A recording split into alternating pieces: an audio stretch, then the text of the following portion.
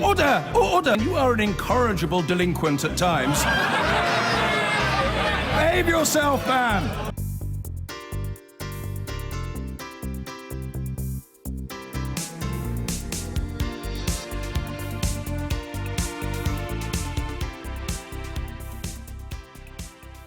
Now, should language be protected by the law in the same way as race or religion? That's the suggestion being made in a debate this afternoon by the leader of Plaid Cymru at Westminster, Liz Saville-Roberts. It's in response to an article in the Sunday Times in which columnist Rod Liddle wrote, "The Welsh, or some of them, are moaning that a motorway bridge linking their rain-sodden valleys with the First World is to be renamed the Prince of Wales Bridge. They would prefer it to be called something indecipherable with no real vowels, such as this made-up name you can see now. Let them have their way, so long as it allows people to get out of the place pronto. Should we worry about what it's called?" Well, the article caused considerable outrage on Twitter. Welsh Assembly member for Anglesey, Reen ap Iorwerth, says, "I won't waste time on Rod Liddle. He's just an antiquated, attention-seeking buffoon." But really, at the Sunday Times, imagine printing such prejudicial poison about another religion, race, people. Wouldn't be acceptable. Grow thicker skin, they guffaw. Well, Liz Saville-Roberts joins us now, as does the columnist James Delingpole. Welcome to both of you. James Delingpole, that's offensive, isn't it, that article, and it's prejudicial? I think Rod Liddle is a very naughty boy. He's not house-trained. And that, of course, is why people enjoy reading his columns. I wonder, actually, how many Welsh people have even heard of Rod Liddle. And I'm slightly... I've got a bit of Welsh blood in me myself. You all have heard of the Prince of Gwent, Owen de la Pole. He's got to be a relative of mine, hasn't he? So I am disappointed with the way that my homeland has gone. It used to be a proud place of the Mabinogion and Geoffrey of Monmouth, and now it's become this whiny place, a sort of whiny welfare state where the best that the elected officials can do is grumble about how offended they are by nasty columnists. You said just then that Rod Liddle was a naughty boy. I mean, using that sort of language to describe Wales, is that fair? I think just to take a step back from what Rod Liddle has said now, and this is a drip feed. Welsh speakers and Welsh people continually get this sort of treatment. And we're just supposed to take it. We're supposed to say, grow a thicker skin, it's a joke. But just to speak plainly, no, this has an effect. And particularly when it comes to Welsh language. Now, I'm from South East London. I've learnt Welsh. But my husband and my daughters, that's their first language. They think in Welsh. They dream in Welsh. They go to school. They work in Welsh. And this is being constantly told, they're constantly being told that there is something inferior, something jokey about their language, and that has an effect on people. Should it be protected because of the mockery that we've just heard Liz describe?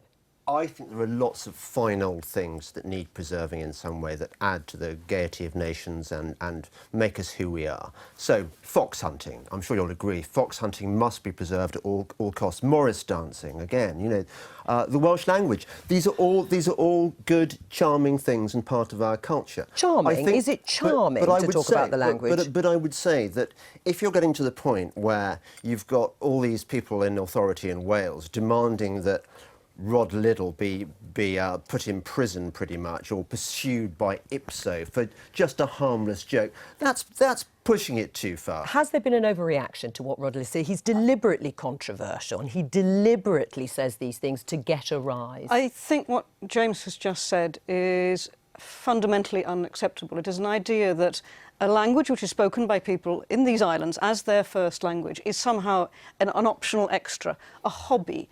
Is something that I deeply regret. I come from a county where the majority of people are first language Welsh speakers. And as I said, this affects people. Now, the Welsh Government are endeavouring their best to try and increase the number of Welsh speakers. We have an increased number of schools, we have an increased number of pupils attending those schools. But this affects parents. Do they want to send those children when they think they're going to be the butt of these jokes? Right, but do you really want to make it illegal or sort of criminalise someone like Rod Liddle writing an article in the way he did? I would take a step back and I'd look at how Ipso actually treats groups. And that's the regulator. The independent press regulator.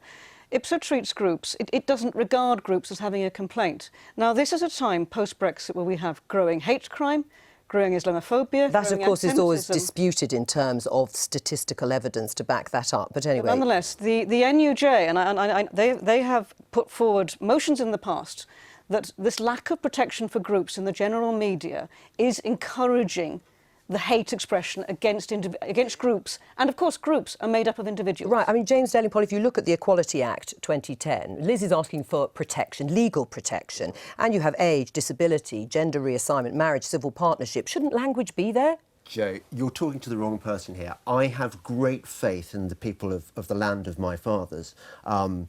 52% of them voted Brexit, which shows they've got a lot of common sense. But the idea that the most important issue in Wales right now is arresting people who are rude about the Welsh seems to be away with the fairies. There are so many problems with Wales. For example, you've got about the worst version of the National Health Service. I think people are more concerned in Wales about things like that than they are about what Rod Liddle says in the Sunday Times. Frankly, this is a conflating argument. There will always be a range of issues. And one of the things that I would want to say, that Islamophobia and anti-Semitism, there are many serious defamation incidents out there, but Welsh is on these insults towards Welsh are on a spectrum of that. And if we tolerate that, then we are tolerating on the walk to the others. Yes, there are other problems in Wales, but Welsh is unique to Wales. And what we're calling for here is a respect, in a sense, calling people back to this has an effect. And if this has an effect, why then are we tolerating that, what is effectively the majority mocking the minority, as it has over the years, as every minority has experienced? Why would we tolerate this? Because it's on the same spectrum as the wider oppressions. I think if the Welsh language is good, then it is strong enough to survive a little gentle teasing, I mean almost affectionate teasing actually, from Rod Liddle. He's admitted subsequently that he actually quite likes the Welsh, and I think you want to take his jokes with a pinch of salt. Get a sense of what is the Welsh for get a life, because I think it could be quite useful in this circumstance. We have a long tradition of people losing their confidence of using to use the language, of parents deciding that it's against their children's interests to receive the language. No, this has an effect on how people use it. This is not a light matter of growing a sense of humour. There's a long tradition, a drip feed of this. All This right. is just another manifestation of it. Philippa, should there be legal protection for the Welsh language? Well, we actually face the same issue in Scotland. I mean, the reason that Gaelic shrank so massively was children who went off to school with Gaelic as their first language were mocked, were intimidated, were beaten often by teachers. And we actually see the same mocking of the Scots language in Scotland. And I'm not sure about legal or exactly how far you take it, but what I would agree with Liz is this constant mocking of what is your culture, because that's what language is. It's an expression of your culture, does actually wear people down and undermine their confidence. What do you say? Well, I'd say that, look, this goes back a long way. The noblest prospect a Scotchman ever saw was the high road that leads to England. That was Dr. Johnson. He was being rude about the Scots, but at the same time he was friends with James Boswell, who was a magnificent Scots, and they were mates underneath all that banter. And I think banter goes through the ages. I think if we start to sort of criminalise this behaviour, I think we are actually worsening our relations rather than improving them. And on these good relations that exist at the end of this discussion, thanks for coming in.